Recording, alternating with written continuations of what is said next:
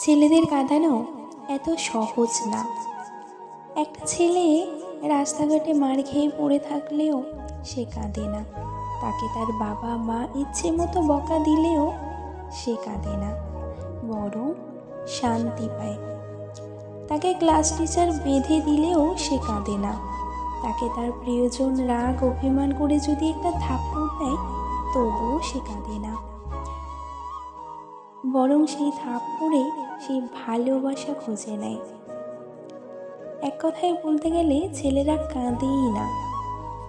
ছেলেদের কাঁদানোর একটা সহজ উপায় হলো তাকে অবহেলা করুন, তার থেকে গুরুত্ব কমিয়ে দিন, তার প্রতিটা কথায় এবং অনুভূতিতে হেসে উড়িয়ে দিন, তার ভালোবাসাকে মজা হিসাবে নিন।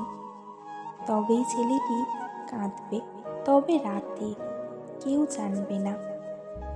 আপনি এইটুকু করে এক রাতে তাকে যতটুকু কাঁদাতে পারবেন, বাকি সারা জীবনেও তাকে ততটুকু কাঁদাতে পারবেন না।